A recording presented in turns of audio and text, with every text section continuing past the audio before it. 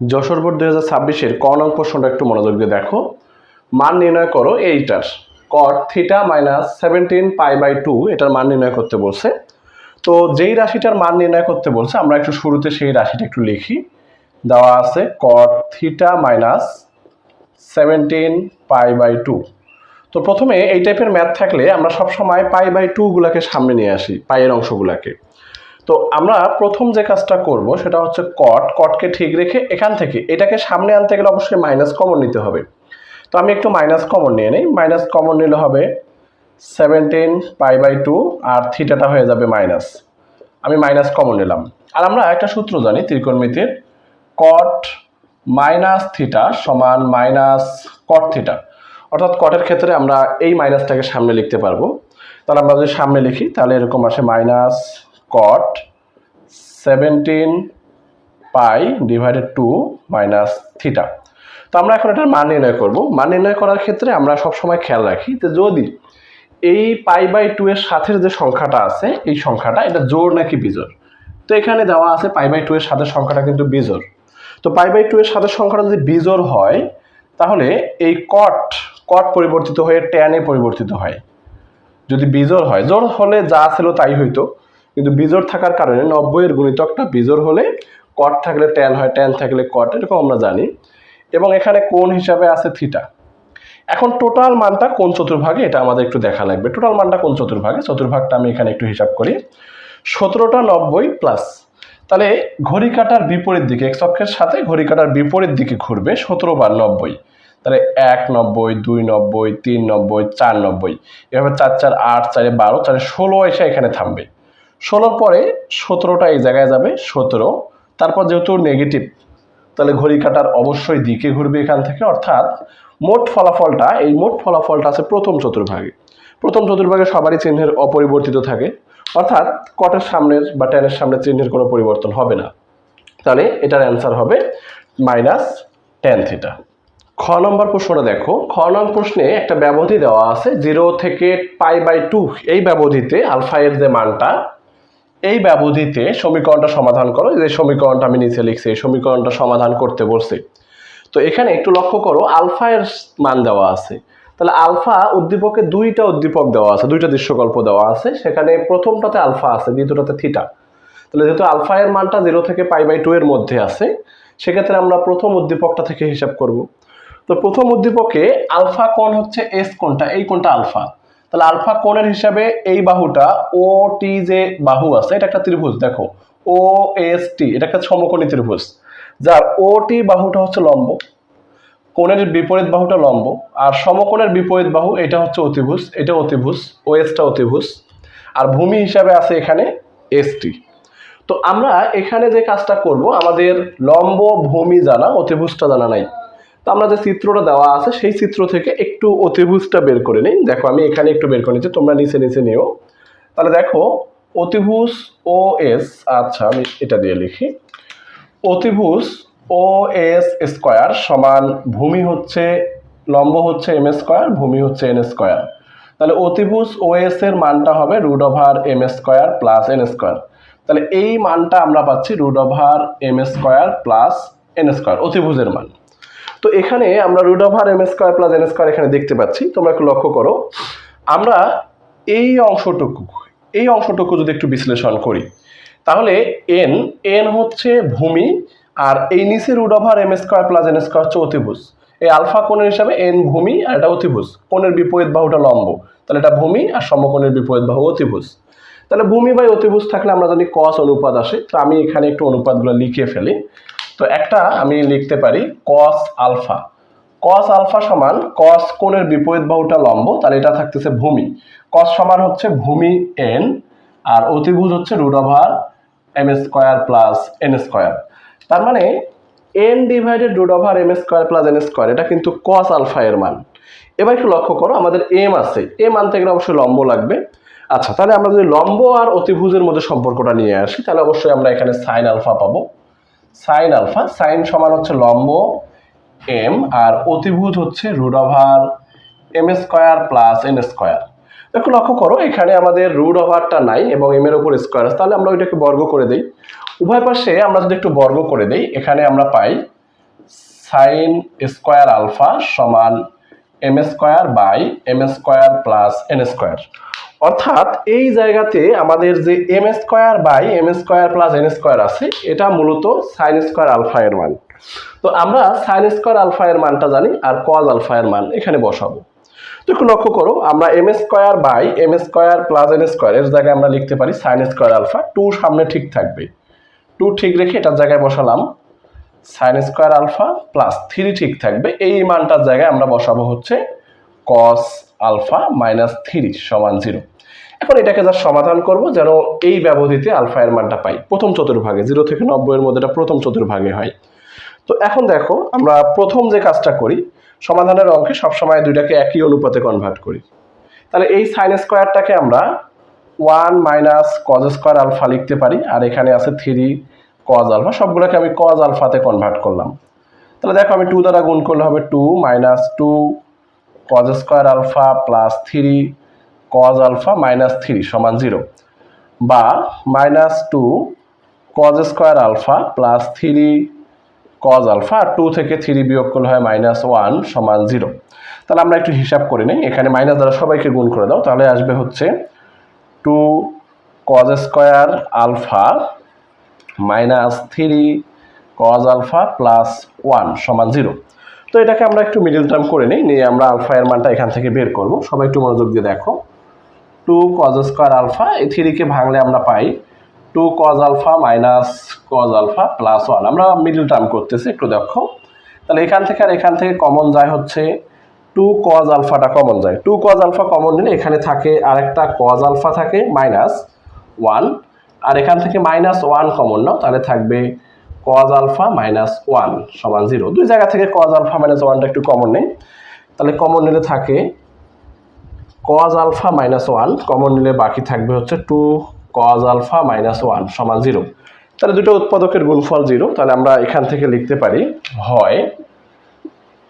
হয় প্রথম উৎপাদকটা হচ্ছে cos alpha minus 1, cos alpha minus 1 সমান 0, অথবা দ্বিতীয় উৎপাদক হচ্ছে 2 cos alpha minus 1, 2 cos alpha minus 1 সমান 0। তাহলে এটা একটু হিসাব করি, কজ আলফা সমান 1 বা কজ আলফা কস 0 রেডিয়ানের মান 1, কস কস কাটা, কস 0 এর মান 1, তাহলে কস কস উভয় পাশ থেকে বাদ দিলে আমাদের থাকছে আলফা সমান 0, বা এখান থেকে কজ আলফা সমান পাবো 1/2।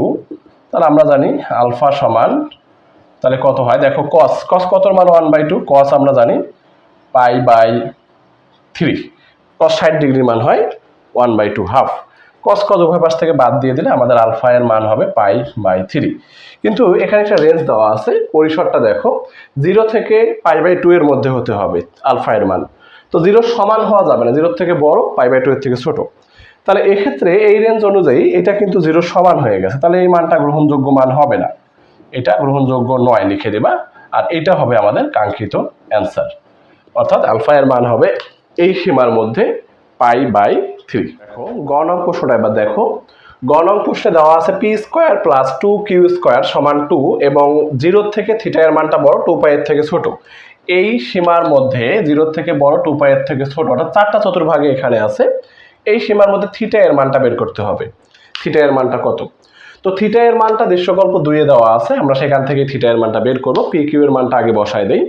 দেখো এখানে যদি আমি বসাই মানটা, তাহলে পি হচ্ছে সেক স্কোয়ার থিটা, অর্থাৎ পি স্কোয়ার হচ্ছে sec square theta plus 2 Q হচ্ছে ট্যান থিটা, তাহলে কিউ স্কোয়ার হবে ট্যান স্কোয়ার থিটা। আমি শুধু মান বসালাম, আর 2টাকে একটু বামে নিয়ে আসি, তাহলে হবে -2 সমান 0। এই 2টাকে বামে নিয়ে আসছি। তো আমরা সবগুলো অনুপাতকে একটা অনুপাতে রূপান্তর করি, এজন্য আমরা যে কাজটা করব, সেক স্কোয়ারটাকে ট্যান স্কোয়ারে করি।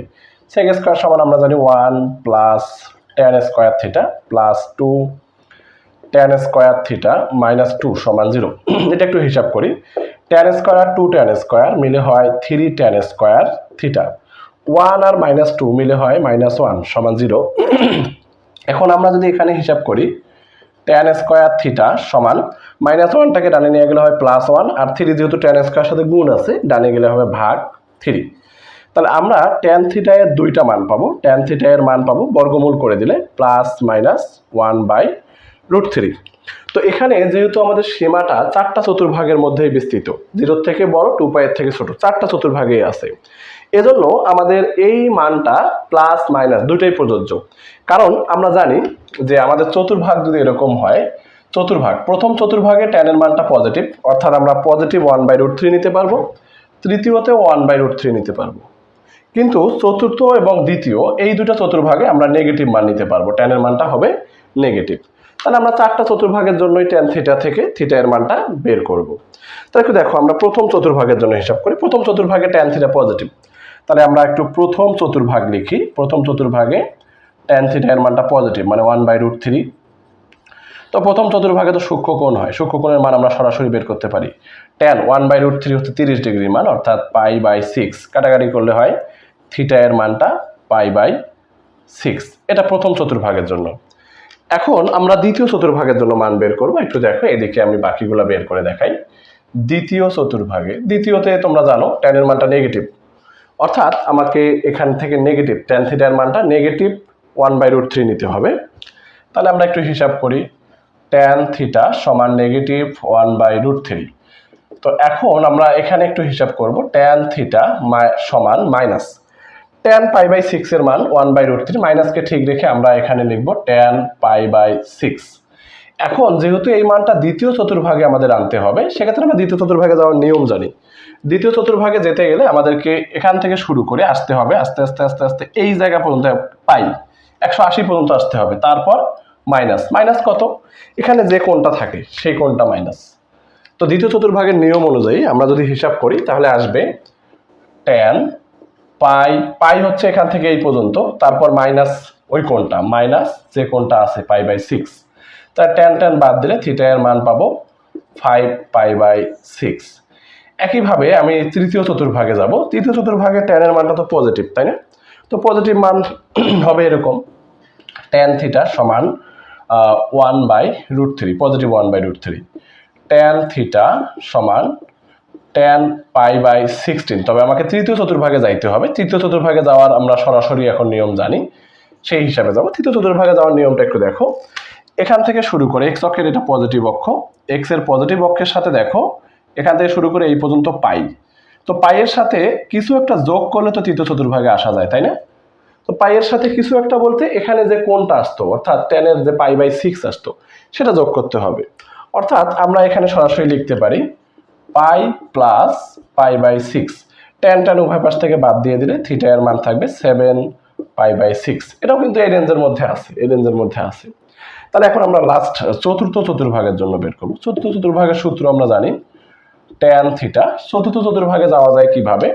এই যে এক্স অক্ষের পজিটিভ দিক থেকে শুরু করে একবারে ঘুরে ঘুরে ঘুরে ঘুরে এই পর্যন্ত আসবো আমরা, এটা তো 2 পাই। তাহলে চতুর্থ চতুর্ভাগে আসতে গেলে আমাকে আমি আগে মানটা লিখি, -1/√3। মাইনাসটাকে অপসারণের জন্য আমাদের যে কাজটা করা লাগে, মাইনাস আমরা জানি tan π/6 এর মান 1/√3। তাহলে এখন আমরা মাইনাসটাকে অপসারণ করবো এবং চতুর্থ চতুর্ভাগে ট্যানকে নিয়ে যাব। তাহলে আমাদের শুধু ট্যান লিখতে হবে এবং সূক্ষ্মকোণটা আমি একটু ডানে আগে লিখে রাখি। এখন দেখো পুরো এখান থেকে শুরু করে এই পুরো অংশ ঘুরে 2 পাই পর্যন্ত আসবো। এরপর চতুর্থ চতুর্ভাগে যাওয়া লাগবে। এর জন্য নিয়ম হচ্ছে আবার এখান থেকে ঘড়ি কাটার দিকে ঘোরা। ঘড়ি কাটার দিকে ঘুরলে আমরা শুধুমাত্র চতুর্থ চতুর্ভাগে যেতে পারবো। এবার আমরা ঘুরছি কতটুকু দেখো, এখান থেকে এই পর্যন্ত তো 2 পাই, তারপর সামথিং ঘুরছি, কিছু একটা সামান্য একটু ঘুরছি, তাই না? তো সামান্যটাই হচ্ছে π/6, কিন্তু আমি ঘড়ি কাটার বিপরীত দিকে ঘুরছিলাম 2 পাই। তাহলে আমাকে আগে 2 পাই পর্যন্ত যেতে হবে, তারপর সেখান থেকে মাইনাস করতে হবে π/6। তাহলে আমি যদি উভয় পাশ থেকে tan বাদ দিয়ে দিই, তাহলে থিটা এর মান হবে 6×12, 1 বিয়োগ করলে হয় 11 π/6। এখন আমার কথা হচ্ছে যে এখানে আমি 4টা চতুর্ভাগের জন্য একটা পাইছি হচ্ছে π/6, একটা 5π/6, একটা 7π/6, একটা 11π/6 পাইছি। এখানে আমরা 4টা অ্যান্সার পাইছি। 4টাই যে কারেক্ট অ্যান্সার হবে তা না, 4টাই এই রেঞ্জের মধ্যে আছে। তবে কারেক্ট অ্যান্সার কোনটা, এটার জন্য আমাদেরকে এই প্রত্যেকটা মান, এটা তুমি ডিগ্রিতে হিসাব করে নিয়েও এই জায়গাতে বসাতে পারো, প্রত্যেকটা মান আমাদের সমীকরণে বসাতে হবে, মূল সমীকরণটাতে। মূল সমীকরণটাকে যেই মানগুলো সিদ্ধ করবে, অর্থাৎ থিটা এর মান π/6 30 ডিগ্রি, ডিগ্রিতে করে নেবা 30 ডিগ্রি করে এখানে বসাবা, থিটার জায়গায় 30 ডিগ্রি, এখানে 30 ডিগ্রি বসাবা। বসায় দেখবা যদি এই সমীকরণটাকে সিদ্ধ করো অর্থাৎ 0 আসে, বাম পক্ষে 0 আসে, ডান পক্ষে তো 0 আসেই, তাহলে আমরা এটা অ্যান্সার বলতে পারবো। একইভাবে এটাকেও তুমি পাই এর জায়গায় আমরা রেডিয়ান কোণটাকে ডিগ্রিতে করব। ডিগ্রিতে করার জন্য আমরা এটাকে কি করি, 180/পাই দ্বারা গুণ করি। ডিগ্রিতে করে নিবা আগে ক্যালকুলেটর দিয়ে, করে এখানে বসাবা। যদি মানটা তোমার হচ্ছে সিদ্ধ করে তাহলে ওটা অ্যান্সার হবে, না হলে অ্যান্সার না। তো এভাবে আমরা 4টা মান 1 2 3 4 4টা মানই আমরা হচ্ছে এই প্রথম সমীকরণটাতে বসাবো। বসায় দেখবো যে যেই মানের জন্য এই সমীকরণটা সিদ্ধ হয় সেই মানগুলো অ্যান্সার হবে। যেগুলো দ্বারা সিদ্ধ হবে না সেগুলো আমরা অ্যান্সারে লিখবো না। অর্থাৎ এই 4টা মানের মধ্যে 4টাই অ্যান্সার হবে এমনটা না। এটা তোমাদের কাজ, তোমরা হচ্ছে এই 4টা মানকে ক্যালকুলেটর দিয়ে তোমরা ডিগ্রিতে করবা, ডিগ্রিতে করে এই মূল সমীকরণে বসাবা, বসায় দেখবা সিদ্ধ হয় কিনা। সিদ্ধ হবে যেটা যেটা দিয়ে সেটাই অ্যান্সার।